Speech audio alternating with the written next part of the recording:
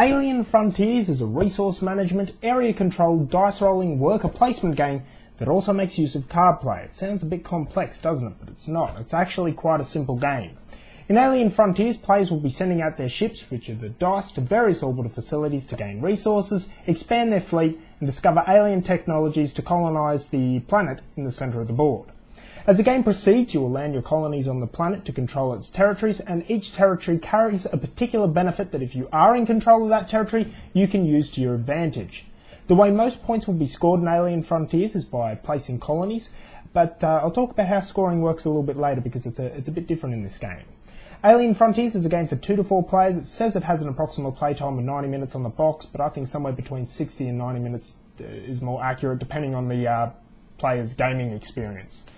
Now, generally, space-themed games don't really appeal to me. There are only a few that I like, but the retro theme and the artwork in Alien Frontiers, it really made me sit up and take notice. It's a beautiful game, and the retro theme is just a breath of fresh air in my opinion. Let's have a look at Alien Frontiers. Alright, here's the board. In the centre is the planet you are trying to colonise. The planet is divided into separate territories, each named after famous sci-fi authors, which is a nice addition for the sci-fi fans out there. There is also a territory bonus tile in each territory that is awarded to the player that controls that particular territory. The territory's bonuses will usually relate to one of the orbital facilities around the outside of the planet. These facilities are where players will place their ships at to gain benefits and resources to place colonies. There is a separate board that's pictured here which is used to keep track of the player's score. Now I'm going to show you how the points work in this game now because it's a bit different. At the beginning of the game, each player starts off with between 6 to 8 colonies. Most points are awarded in the game by placing these colonies on the planet. Players are going to get 1 point per colony they land on a territory, 1 point per territory they control, and you are said to be in control of a territory if you have more colonies in a territory than your opponents, and that is also going to be when you're awarded the territory's bonus tile. You'll get 1 point also for holding certain cards in the game, and 1 point for controlling a territory with the positron field in it. And this positron field token comes into play via the cards. In this game, the cards are called alien tech cards. The difference though with scoring is that the points are not cumulative. If you no longer control a territory, you will lose the point gained for doing so, and also lose the territory's bonus tile as well. So let's move on and check out how a typical turn works. You'll start off with 3 dice, and remember these are your ships.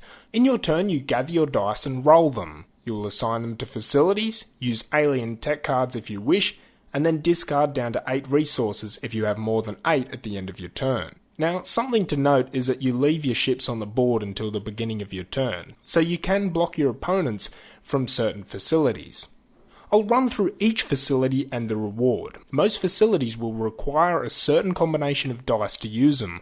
I won't touch base on all the facilities' dice requirements, just a few of them. The rulebook is available for download in the Board Game Geek forums, and it's very clear. If you want to find out more about the game, check that out there. We'll start off with the 2 resources in the game and how to get them. First we have fuel. For each dice placed at the solar converter, regardless of the pip showing, you will get some fuel tokens. However, a 1 or a 2 will only get you 1 fuel. A 3 or a 4 will get you 2, and a 5 or a 6 will get you 3 of them. So fuel is pretty easy to come by. The second resource is ore, and this is definitely the harder one to obtain. For each dice placed at the lunar mine here, you will get 1 ore token. However, if a player has placed a die here previously, you must place a die equal to or higher than the previous die's value.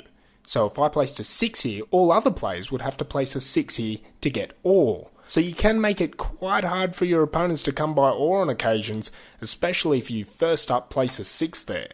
The orbital market here allows players to exchange fuel for ore, because fuel is easier to obtain.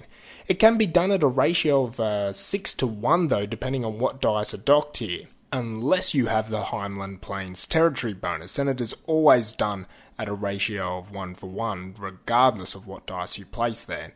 So that's also an example of a territory's bonus. Their bonuses are really nice and can be really handy to have.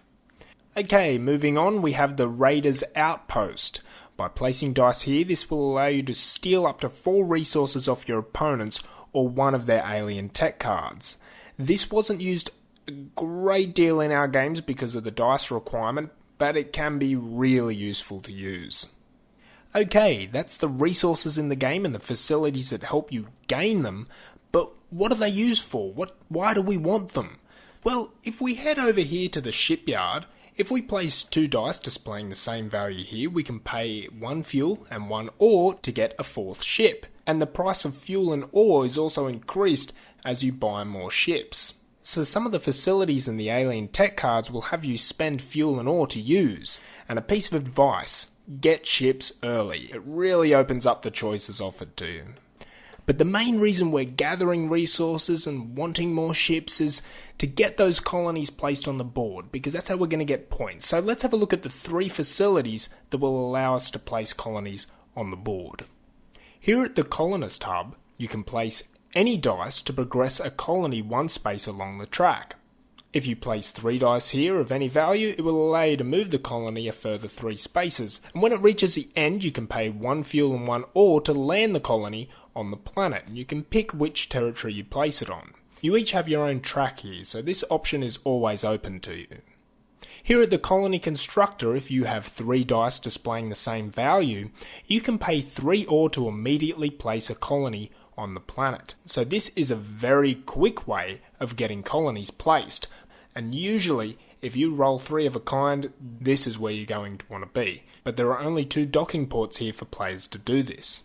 Okay, so moving on to the next facility, the Terraforming Station. If you place a dice here with a value of 6, you can pay 1 fuel and 1 ore to launch a colony immediately, although you will lose the ship that you place there.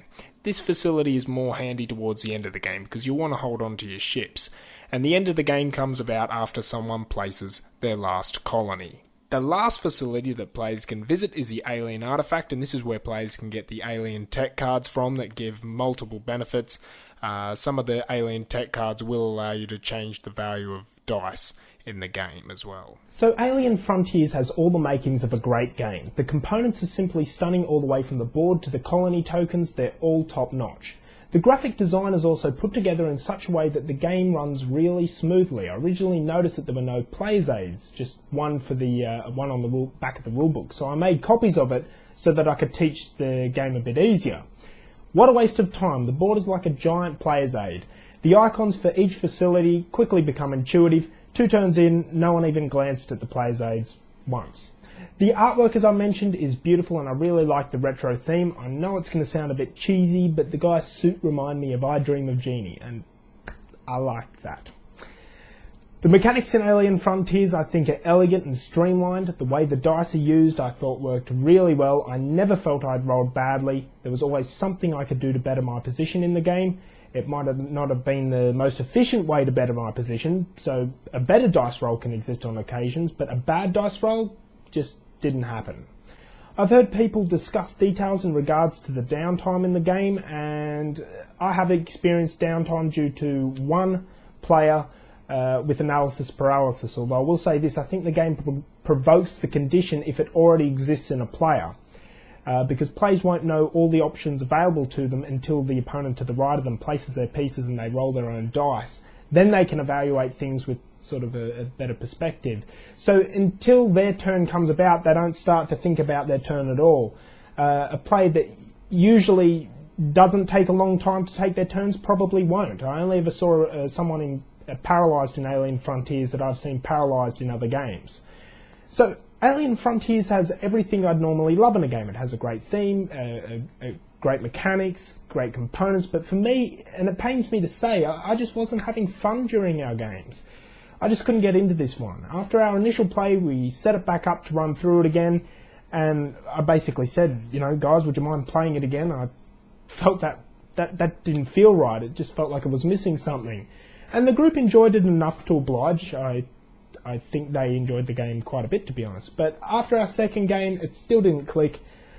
I'm not trying to imply this is a bad game, not at all. A lot of people seem to be really taken by it. It just turned out it isn't a good game for me.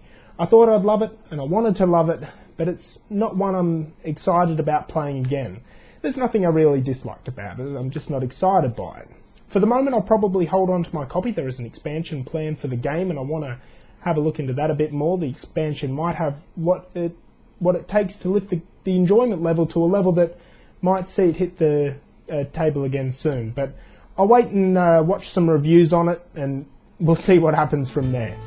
Thanks for watching another episode of Castelli Reviews, and I hope to see you all again soon.